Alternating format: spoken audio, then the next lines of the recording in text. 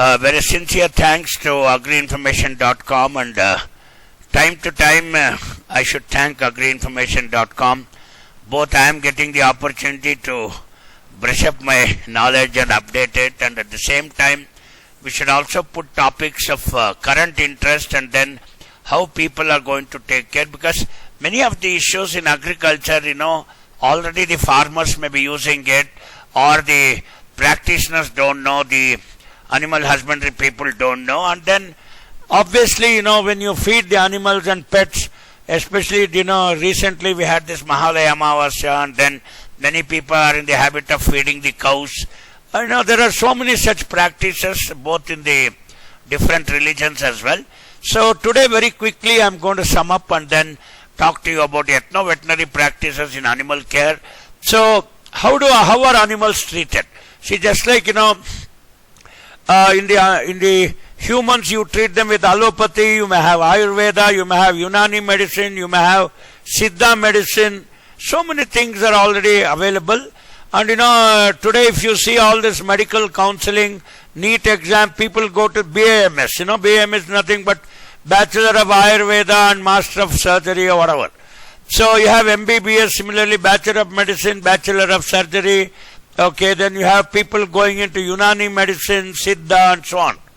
So now, how these different forms are recognized, and especially when you come to the veterinary science part of it, I used to teach all these things to my agriculture scientists when I was at NAM, and even now I keep telling that, look, everything in the whole world is not just allopathy. Of course, people claim a lot. Now, when you take insulin, or you are going to take that Syzygium jambulina, the nerele hannu, whatever. So, or you are going to take some bitter seeds of lime. So many things are there. People say anything which is bitter is going to reduce your glycemic index, or anything which is very sweet is going to increase your sugar. So different myths are there, and there are a lot of people who talk about reversal of diabetes and so on and so forth.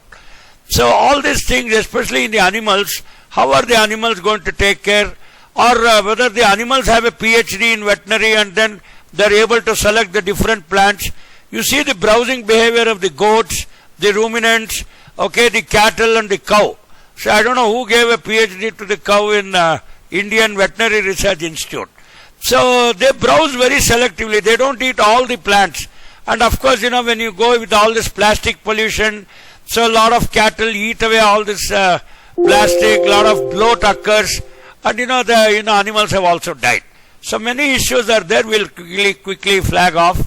So, how to go about this particular topic of very current interest. So, what is an ethno-veterinary medicine means? So, what are the traditional practices and what are the various crops, whether it is a Tibetan veterinary medicine, herbal medicine, people practice acupuncture, allopathy, Ayurveda in India. All these I have already given examples. Thousands of years back, even during our Vedic ages, if you just turn to all our Vedas, the Yajurveda, which is the one which will talk to you about how the animals were taken care in the warfare, what should you feed the animals, and then if you come to the Rigveda, it's all about how to do puja, sacrifices. So what are the different methods? If you come to the Samaveda, it's all about agri-business. If you come to the Atharvana Veda, all the agriculture and animal husbandry practices have been documented. So now you find many of these ethno-veterinary medicine issues even in the Old Testament, and then all the palm leaf records, in Sri Lanka and all that. So many things talk about it. Let us quickly sum up. So what are the practical uses? Whether, you can use some of these local plants which are cheap, effective, or you are going to cultivate them. Why this topic interested me is not in IIHR very recently I got an offer to conduct an exhibition in the veterinary college. That is coming up on the 25th of October. They told that let IIHR make an exhibition of all the ethno-veterinary plants and other things which can be fed, all the residues and crop waste of horticulture, can it be fed to the animals? So that is how this particular interest sparked, and we did have some materials and we were also teaching this. So I thought, why not we give a lecture today when Dhanlakshmi madam has asked. So the traditional veterinary medicine is also, even way back in 1800 BC, it's there. So ethnoveterinary medicine is practiced even by the old timers. So it's not a very new subject to us, but we're only trying to link the old and the new and then skillfully take advantage of these qualities. And then, already our farmers have got some indigenous technical knowledge, the herders and then the local healers. So even today, when a snake bite is there, how do you treat? It's not that you give every time an antivenom injection. There is some local guy, it has a snake has bit the cattle. So all these valuable things are done. So now basically what we do is, when you go to a village, how we go about this ethno-veterinary practice is, please come. I'll talk to you after the class. Wish you all the best. Bharat. Okay. Kalsh. Hot bunny. Wish you all the best, ma. I've already told you, don't worry. Please go ahead. See, what we do is we basically take a transit walk. We go into a village. We know the lowland, the medium land and the upland, and then the different soil type and the livestock there. Okay, whether it is a local cross of the cow, cattle or sheep, goat. So what are they eating? What are they feeding? And what is the agroecological map? What are the vegetation alone, whether it is Azadirachta, neem or bamboo is there or bamboo stems. So many plants are there, even weeds are also. See, when a cattle grazes on the weeds, they are all about Cynodon-dactylon or Echinoclova. See, all Amaranthus viridis is nothing but your Dantin Soppu, whatever. So many things are there, but who has taught the animals what to feed? Whether animals were given a BBSc degree, I don't know. I'm not sure about it. At least we had a BSc degree or a BBSc degree and people taught us. See, the very common diseases in the animals are, we have the foot and mouth, we have the milk fever, diarrhea, bloat, arthritis, Ranicate in poultry, half-feet fever, pesticide, PPR disease, and then you have this HS, hemorrhagic septicemia. And then, when a cattle is delivering the calf, which is called as parturition, and then the placenta also is delivered. If the placenta does not come out, then the cattle have a lot of serious issues. So you feed something at that time. So all these things, when I sum up, first of all, you see what are the vegetations in the upland, the midland, lowland, what sort of flora and fauna is available. So obviously everybody knows fauna is the vegetation, flora is the animals part of it. And then, this is how my scientist trainees and people who are practicing with me, all my students, they undertake on particular thing, which are the grasses available, whether Cynodon-dactylon or Napier grass, or it is the great Suba bull, all those things they see 1 minute. And then even the local crop residues are fed. Ragi, drumstick leaves were very rich in iron. Some castor plant and seeds also can be fed to the cattle. Red gram stubbles can easily be fed. Sometimes the tamarind also has been good, and mulberry, of course, you feed it to the silkworms, but the cattle and ethnic also can take place. So no animal eats this. Coconut leaves are not eaten, very hard. Then all the residues of chili, cowpea, pole bean, for example, highly nutritious. Of course, even tomato residues once you remove the fruits. Look at this jersey, which is not really looking like a jersey. It has become very weak. Our indigenous Malabari goat or Tellicherry goat, indigenous sheep, the Bannur sheep in Karnataka, the Deccani sheep in Hyderabad, the Holstein Friesian, of course, is native to America, which claims to give you about 10 liters of milk. So what are the things to feed these people? See, now our major weeds are Centrella asiatica, you already know. Then Peperomia pellucida, then Indigofera tinctoria, Chlorhodendron is a very common weed. Mimosa pudica, this touch-me-not plant, when you were young, you were touching it and it used to close. So Alternaria sessilis, all these major weeds can be, people eat feeding without any side effects. So then we also see some check dams, all this complete drainage system. Some vegetation may be coming in and around the water pond. This also is fed to our animals, or animals only feed it.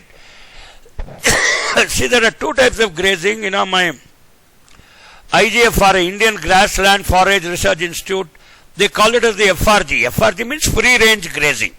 Opposite to that is the captive grazing, when you put them in a shed and then start feeding. Both are available and you can do it as well.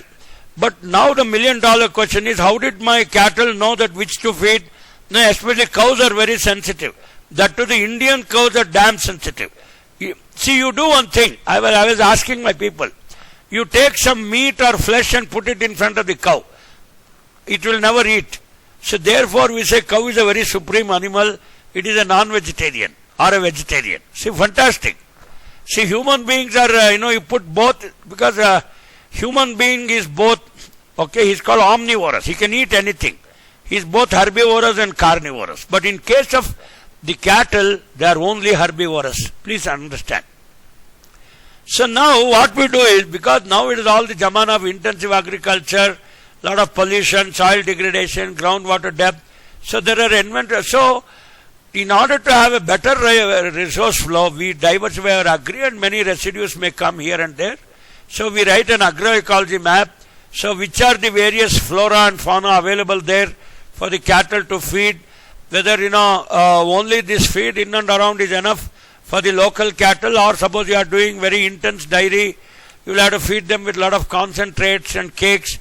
See, otherwise what happens, especially buffalo and all that, so they are all silent heat animals. If you don't feed them properly, they don't come to heat, and that estrus cannot be detected, and you cannot, fix your date for AI, artificial insemination. So therefore, especially in the present dairies, so there is no free range grazing, because today it's all, stall feeding, and then a lot of costly inputs are going. So, but nevertheless, you can take advantage of the various things, and ethnoveterinary practices, I think every herdman will be knowing. You need not take a PhD from NDRI, nevertheless, or IVRI. See, now our famous pan and adrak. When animals have indigestion, or they eat some toxic plants, you can easily give this pan and adrak, and then that's very. See, look at the treatment also. So even neem is a good treatment. Then our famous guava fruit also, it can detoxify some of the poisonous things which has eaten and so on. Our when constipation is there, animals are fed with our famous pomegranate, and then already castor, liquid paraffin oil. This is how the laxatives are also made when they are having some sort of constipation. And now to remove, otherwise you give a piperazine treatment, especially when endoparasites are there, the tapeworm, the roundworm, Ascaris lumbricoides, and Taenia solium, which you used to read in your PU books. Animal, they will have thick body hairs, foul smelling stools with worms. So that means there are intestinal worms. And then how do you treat? You can take this nirgundi leaves, corpus, aloe vera, neem seeds, Calotropis gigantea, with 1 kg each. You can simply grind them in 4 liters of herbal mixture with water, filter it, and this can be stored for a month. So every time you give it about 100 ml, 200 ml, and then you administer it, all these intestinal worms are removed. Same things are there even for our human beings also, but of course, since you have a med pharma available to you, you have a medical shop, Bharani Medicals is next to your house, or you have this, what is the other one? We buy medicine. Since animals don't have all these medical shops, so especially in villages, you will have to have this sort of treatment. I told you how neem, just now I told you if it's intestinal worms, how this nirgundi, sindhwar, all these things are going to be done. So because you don't have a MedPlus medical shop, and you cannot book it online, and the animals cannot use the mobile app and then book it, so the herdmen are going to do all these things, and this is how they can actually, if it is stall feeding, you can remove all these things and make a mixture and feed them also. Then, especially ectoparasites, lice, ticks and mites, madara aak, garlic, tulsi, neem leaves, turmeric, sitafal seeds, they are ground together, boiled in 250 ml of neem oil and applied over the surface. All these things are removed. So don't underestimate our sitafal seeds. They are highly very good. Even tobacco leaves are also used. Don't think tobacco is used only to smoke a cigarette or a bidi. Okay, then all these respiratory tract infections, heavy snoring and difficulty in breathing. Okay, all these things can be removed here. Of course, even human beings also snore a lot, but don't try to give them because there is no method to cure for things. Animals, when they are snoring a lot, that means a lot of ectoparasites are also troubling them. Okay, then a foot and mouth, of course, this is caused by a virus. People treat it with turmeric and then coconut kernel. Okay, freshly harvested rhizomes of turmeric. Okay, one coconut and aloe vera. Okay, 200 grams. Then we also use some jaggery, common salt, garlic, pepper, cumin, fenugreek. Oh my God, this is going to become very tasty for the animals, even for you. Actually my mouth is watering now. So this is the treatment for this external application of foot and mouth, and that's how we do it. See, even our own tulsi, Ocimum sanctum, 100 grams. Okay, then you put it with Adathoda vasica. Okay, these are all some medicinal plants. Herdmen should know it. Okay, kateli, few fruits of solanum. This belongs to our brinjal family, are crushed and soaked in goat urine overnight and filtered, and drops are squeezed into the nostrils. So that is how it's been done. Then datura leaves, kupi leaves, all these things are there. Okay, you can use boiling ragi, wheat and bajra flour. 200 grams is sufficient water in a vessel. You put all this aloe vera, kupi, datura things. It's a very good things. Okay, fine. So ghee kumari, I've already told. I'm not going. See, there are so many ingredients today. My aim of talking in this half an hour is the time is short. See, otherwise I can simply go on and go on. See, for 5 dairy animals or 10 sheep or goat, especially kali mirch, jeera, dhania, fenugreek, you also use this in your kashaya or your decoction when you have a cold or something. Ajwain, ginger, haldi, ghee kumari, aloe vera. Ghee kumari means aloe vera. Okay, then lasun, garlic, lal mirch. Oh my God, this is becoming curry patta, even curry leaf, tulsi leaves. Oh my God, then coconut, jaggery, rock salt. Oh, that kala namak, khane ka soda, sodium bicarbonate. So mix all these things, boil it, mix thoroughly, and then administer 100 grams of each with the lemon fruit size and administer orally. So all your things are going to, digestive problems are going to be solved. We have already told you. See, sometimes, our chana dal works a lot. Okay, especially, this Easter cycle, the infertility treatment. Okay, then retention of placenta. I told you, sometimes placenta is not delivered. It gets retained. You can use all these things, and the infertility can be treated. If the old placenta is there, again you cannot perform actually 100 days gap should be there between the parturition. That means giving birth to a calf today. After 100 days only, you have to give all these things and clean the ovarian tract and all that, and make it conceivable. The animal should become highly conceivable. So non-shedding of placenta, after postpartum, what happens is, within 3 to 5 years, that placenta should come out. If it doesn't come out, you'll have to use the sesame plants and butter. Okay, the uterus will be very cleaned, and then doing all that. I can go on like this. Then blue tongue disease in sheep, we have actually a vaccination which costs you 14 rupees today. So you can, this chui mui. Okay, this is ulcer in the mouth and all can be treated. So oral recipes can be done. Banana fruit smeared with sesame oil.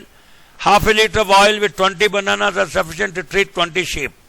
See, look at the small ethnoveterinary things, especially aloe vera, okay, leaf pulp. Okay, all these things are going to, it will help in also to increase the body weight of animals, and all the intestinal parasites are killed. So that is how it works. I have already told pan, tulsi, poisonous bite for food poisoning. Okay, not the snake bite. I'll come to it later. Eye injuries also, you can use pan. Okay, especially, or in tulsi we have 3 types of tulsi: the Krishna tulsi, the Ram tulsi. Okay, 2 are there. Krishna tulsi is always black in color. The Rama tulsi is green in color. So this is actually a Rama tulsi here, not the Krishna. Krishna is means dark. So it can be done especially for eye injuries. Wounds also can be treated with datura, then castor, bimba. Okay, Panchagavya for animal health. Especially when you get a lot of festivals and you take Panchagavya even before a Shraddha, whatever. Panchagavya actually Panch. What are the 5 things?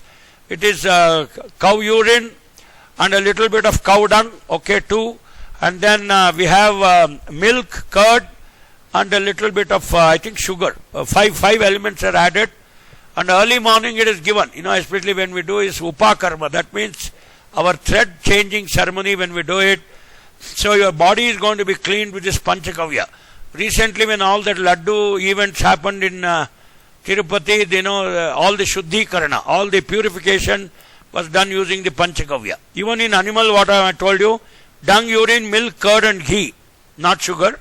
Okay, we take all these things and then we add about 2 bananas, sugarcane juice, 1 liter. Okay, and then we feed it after fermentation.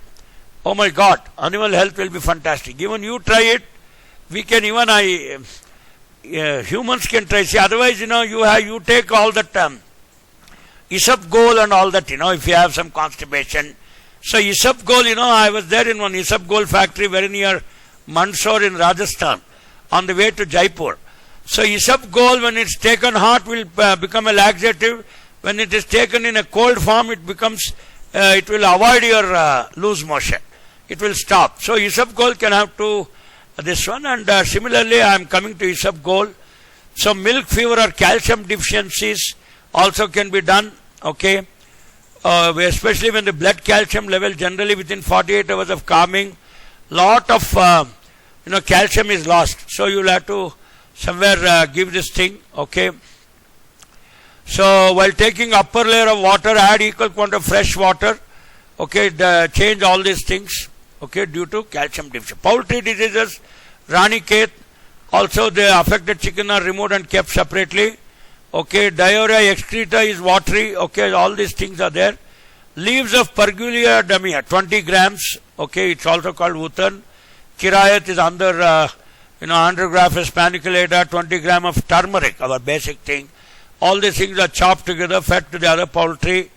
In any feed we can also mix it and do it. I've already told you for this Ranikhet and these sort of diseases. Haldi, very important. So Sitafal, Haldi, Lasun, Neem, keep it in handy. Tulsi, you should keep it even at home. Why only animals? It can be even ethno human treatments also. Okay, especially jack, especially ethnoveterinary, the rhizome is grinded and mixed with wheat flour. It gives to cattle for treatment of lung diseases. Okay, then anti-diarrheal, when diarrhea is there, this Acacia arabica, babul, what you say, you see all this yellow leaves. Okay, pods can be used, anti-diarrhea. Okay, and then, you have seen this particular Adathoda vasica, it's called Bhaikar. Okay, then the leaves is used to fresh wounds, healing and inflammatory swellings are there. Okay, then Asculus indica, okay, we again use it. Okay, seeds are grinded to powder form mixed with maize flour. Tablets are found. 1 tablet is given daily to goats and horses in stomach troubles, and it cleans your colon. Okay, then Ailanthus, Artesima. Okay, ethnoveterinary leaves are used as fodder to bring the cattle into heat, but milking cattle are not given. Also used as a purgative. Okay, a lot of these sort of problems. See, many times what happens is, especially I told you the buffalo is a silent heat thing, and the Easter cycle cannot be detected. Therefore, IIHR has come out with this silent heat detection kit, and then you can also feed some of this so that they come to heat, and the AI can become very successful, because nowadays the natural servicing is not there. So these are some of the things. Allium cepa, your family liliaceae, its own simple, your onion. Seeds are given to hens in case of Ranikhet. Crushed bulbs are given to cattle to remove external parasites. Maggots from wounds and given to buffaloes in fever. Simple onion. Amaranthus viridis, okay. Your simple Dantin Sappu, what we use, the other form. Fresh plants are given to cattle as purgative in case of constipation. See, many times, if this constipation is a bloody hell in case of cattle. If you give this, even you observe yourself also. I have been observing myself. Suppose you are having a lot of constipation, whole week you have eaten bread, kindly use Amaranthus viridis, the Sopina huli, whatever you say. Immediately you will go for stools. Very important. So I am a great this one. So these are all some of the common things. Anona squamosa or sitafal. Okay, wound healing, foot and mouth disease, especially take the seeds, crush them. Okay, you can already. Aracema flavum. Okay, given to poultry, Raniket, I have already told you this particular plant.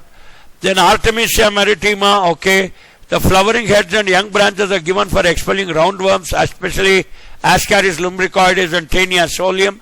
Been doing a good job. Artemisia vulgaris. Okay, whole plant is dried and crushed into powder form and given to horses in colic.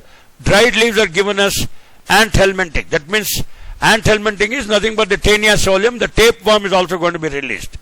Okay, then Asparagus racemosus is a very common plant you keep seeing on the roadsides. Immune modulator.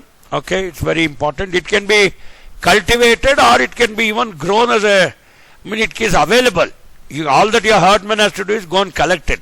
Obviously, our other director indica, the neem, wound healing, skin diseases. Okay, Bacopa munere. Okay, anxiolytic. Okay, then Berberis lycium. Dried root bark is mixed with ghee and heated. This is used as bandage on broken organs. Okay, powdered root bark is used as antiseptic for healing. See, every time you cannot give a Dettol solution or a betadine solution. Please understand. These are some of the our ethnoveterinary diagram. Okay, internal injury also it can be done. Bargenia ciliata. Okay, the powdered rhizome is mixed with sugar and wheat flour. Tablets are made and given to internal injury. Okay, I have already told you this. Brassica campestris. This also belongs to our cabbage family. Okay, the seeds oil is mixed with curd and given to ploughing bulls. It is considered that gives strength because high proteins, to the legs. Seed cakes, locally known as kal, are obtained after extracting oil and used as tonic to fodder for milking cattle. So Brassica campestris, it also belongs to our family cruciferous, same as our mustard family, Mustard family, then this Brassica campestris. So there are different forms. Okay, then Buddleja asiatica. Dried leaves are applied on the body of animals to prevent mites. This is how the plant looks. Then Butea monosperma. Okay, a very common shrub. Okay, seeds are used to expel worms from stomach. Butea monosperma is almost available to expel larvae from ulcers. Calotropis procera, the other fellow is Calotropis gigantea. So this is just another species of the same thing. Kalligida, this is almost found. Milky latex of plant is applied on inflamed area to relieve inflammation. On snake bite to neutralize poison, very important. Paste is mixed with honey to cure flatulence, gas trouble, anorexia, indigestion, intestinal worm infestation. Root powder is mixed with butter and this gives ointment is applied to rabbit dog bite. The ointment is also applied to paralyzed limbs. Very important. So calotropis, see many times our animals keep feeding. So when they are feeding, you be silent. Don't object the animal. Because the animals have a better PhD than you and me. Okay. Catharanthus roseus is on the plant. Whole plant is poisonous, used to remove maggots from wounds in animals. See, many times, the wounds, even if you have a wound or a gangrene, a lot of maggots get accumulated. You can use this to remove that. Cedrella sciatica oil is on the plant. Okay, leaves are given to cattle as purgative, all the gas trouble, so it is used as a laxative. Okay, Sesamus peria, okay. Fresh leaves are crushed and water is mixed and placed open in a dew for a night. The color is changed from green to red. This is given to sheep as tonic in many other diseases. Okay, then I can go on all like this. I think, Dhanlakshmi, I do have some 2 minutes time. I'll finish and quickly come back. Okay. Again, the maggots we removed. Yeah, I'll just take 2 minutes because I'm just concluding. Yes, sir, you can do it. Yeah. See, now, Camellia bengalensis, this is just like your Bengal gram, whatever. Soreness and redness of eyes, juice, the plant is applied to the eyes. Okay, then we have one more paste of the plant is used to remove maggots, same thing. Crotalaria junctia, okay. Seeds are given to cattle to increase milk production. See, everything is not about giving an oxytocin injection. I think you know that the oxytocin injection is banned in cattle. You cannot use it anymore to increase the milk production. These are some of the ethnoveterinary practices you'll have to do it. I think this 25th October exhibition is going to be a damn big hit. Okay, curcuma longa, our same, our haldi. rhizomes, okay, mixed with ghee, warmed with applied as bandage in broken organs, okay. Okay, then it's like this, okay. I can just go on and, okay, then this is our ficus, our the same as figs, which are given to cattle to ease delivery and remove placenta, especially delivery of placenta is an issue. Okay, this is another thing. Bark is peeled off from man given to cattle, galactose, okay, reducing this one. Okay, Lepidium sativum, okay, decoction in fever and flatulence, same thing. Okay, then I'll go on. Okay, our famous paddy is given, seeds along with husk are grinded and given to ease delivery. Okay, so nothing happens to the cattle, especially when the delivery season is there, along with the release of placenta, also in prolapse. Okay, fine. Okay, used to curing of wounds. Okay, obviously. Then one more used as tonic for cattle. Okay, then killing lice as ectoparasite we already controlled. Then the rhizomes of this are crushed and given to cattle for increasing milk. We have already told you. So anyway, I think I'll share this presentation with all of you. See, there are 2-3 things. Let me quickly conclude in this particular lecture. Okay, 1 minute. Our Ziziphus zuzuba, our this one by what is it? Bur fruit, Ziziphus. Bark is used to heal scorpion bite. Very important. Zea maize, our own maize. Okay, given to goats to cure blood in urine, especially that hemorrhagic septicemia I've already told. So that's called coffee colored urine. My veterinary professors used to say. Okay, then seeds of this particular rutaceae, it's given for foot and mouth, all those things I've already told. Okay, fine. Okay, so friends, so these are all some of the herbs used in the ailment. These are the Urdu names and this is the names. You can take it for you. Okay, galactose is nothing increase in milk production. Whole plant is used. So this is there. I'll go to the last slide very quickly. See now, what are the constraints in this medicinal plant sector and why people are not using the ethnoveterinary medicines and what is the problem? See, obviously, you don't have awareness about this particular subject. I think the first time somebody is giving a lecture on this subject. Okay, there are no people to market this one. Okay. See, look at this. What people did is, especially with the herdmen and all that, they did all this clinical validation of the allopathic treatment with the ethno treatment. The effectiveness, people feel that ethnic treatment is less. People feel the quickness of this ethno treatment is higher.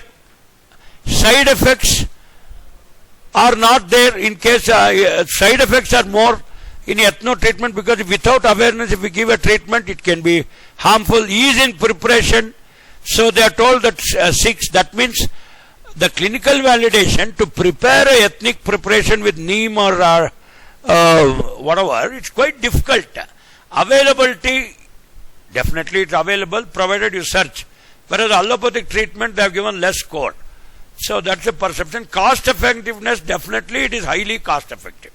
So I think these are some of the things which can take into consideration. I think I have come to the end of the show and we'll take questions and more issues are going to come when we take the questions. Thank you. I stop sharing this screen and over to Dhanlakshmi, please.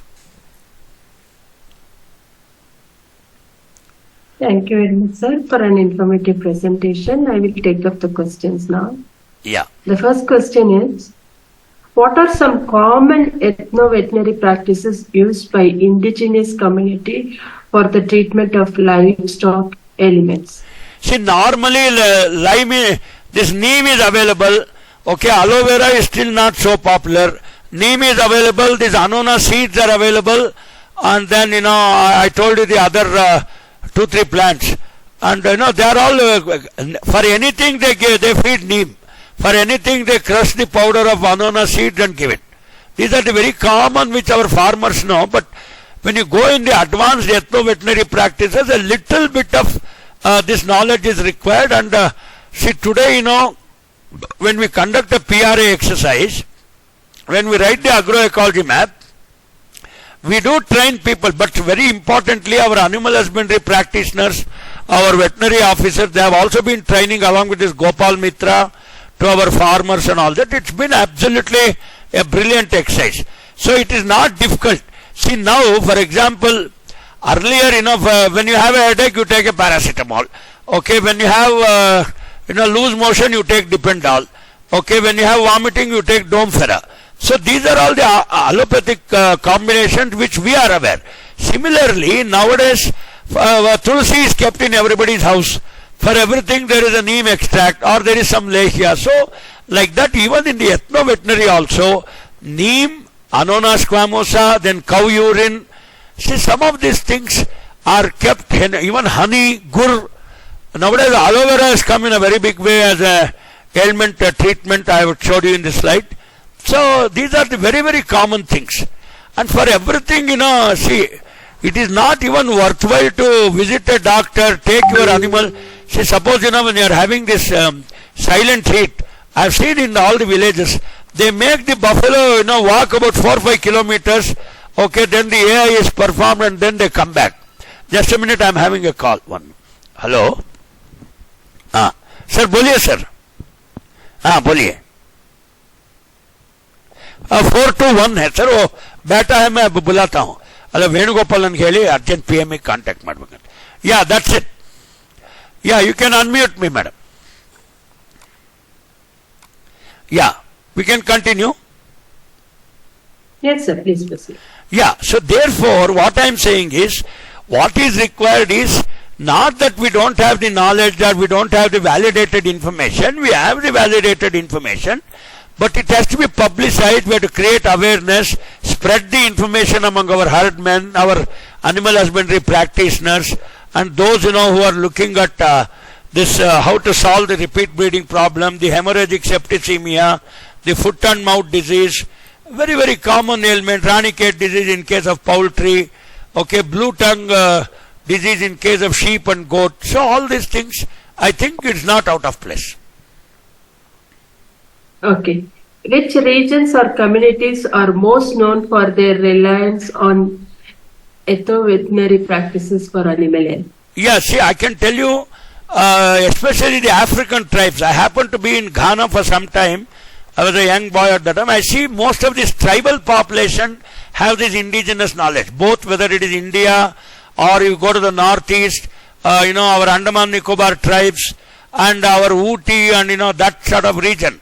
We have Kodaikanal and all those things. The tribal communities, we call them as the Soliga tribes in Tamil Nadu. They speak a language which is very similar to Kannada and Tamil. So these tribal populations are having tremendous knowledge in all these ethno-veterinary practices. They have been practicing it also, but what is required is when you upscale it from a local herd of just having 4 or 5 animals to a dairy industry, they depend heavily not on the ethno-veterinary practices, but more on the allopathic practices. The reason is because the ethno-veterinary practices, not only the collection of these plants or seeds or crushing them, and that formulation is a very difficult problem, which was also showed in that perception table. See, suppose, is it very good for you to take insulin, or you are going to take a lot of bitter gourd? To make a bitter gourd juice, first of all, it highly fumes and you have to put it in a mixie and then reduce your sugar level. Whereas an injection of 25 units in one shot you can take. So therefore, there's a lot of drudgery involved in this ethno-veterinary practices, and that has become a hitch. Otherwise, but it is highly cost effective, cheap and highly accessible. See, come on, in a Kodaikanal hill, what do you expect that shepherd to do? If it is having blue tongue, he has to do some of these ethno-veterinary practice. And they have been doing it also. Absolutely. Especially our Krishi Vigyan Kendras, our Tanuvas, okay, then Tamil Nadu Veterinary University, they have been doing a wonderful job. Okay. What scientific evidence exists to support the efficacy of commonly used ethno-veterinary treatment? Yeah. See, I did show you in one of the tables. I do have data also. See, every ethno-veterinary practice, actually, suppose, a veterinary college is there in Bangalore. Okay, we have a veterinary college at Chennai. Okay, that's called the Madras Veterinary College. All these plants are taken and they are done a clinical trial. What they do is, they compare, that one table I showed you, The allopathic versus the ethno-veterinary practice. There is an MVSC or a PhD student who is doing this job. So he says it is equally effective and cost effective. So after these papers are published only, it has become a ethno-veterinary practice. Otherwise, no.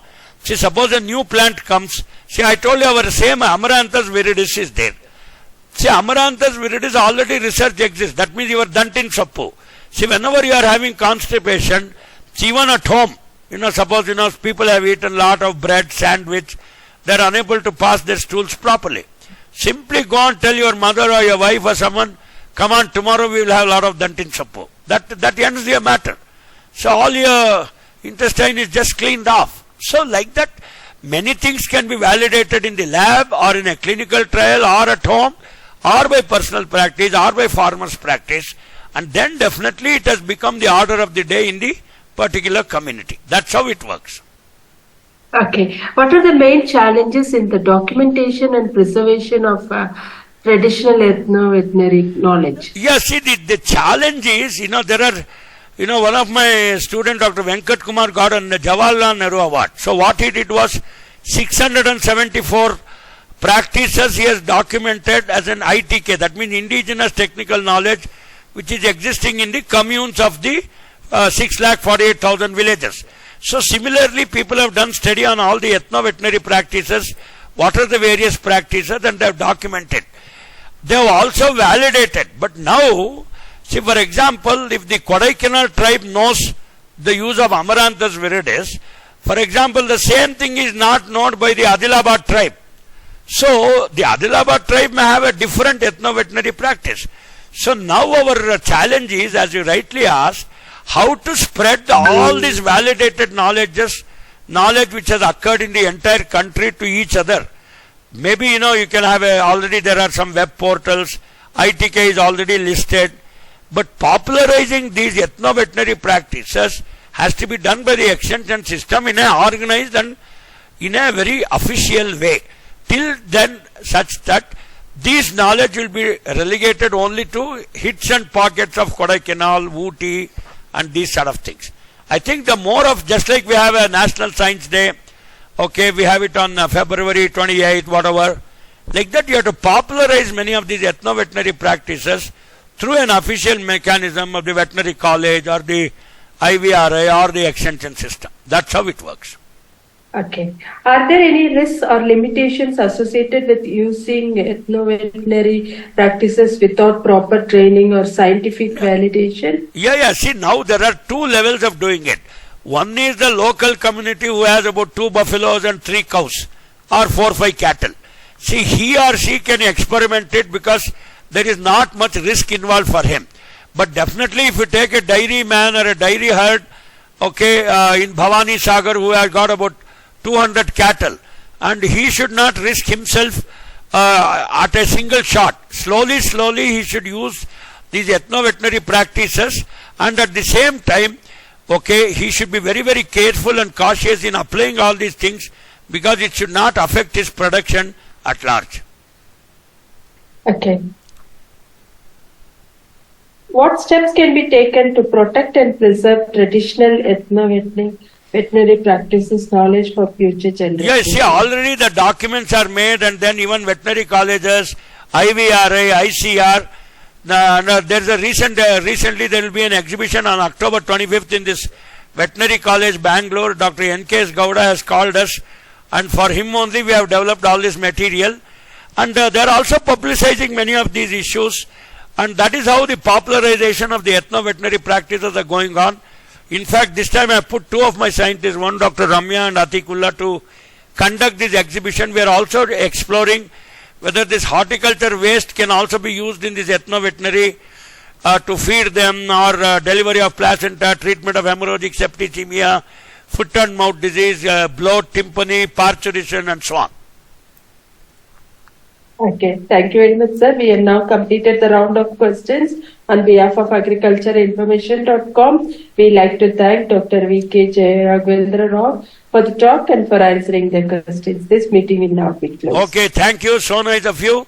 I'm ending the show. You're welcome, sir. Okay, thank you. So nice of you there. Bye-bye. Recording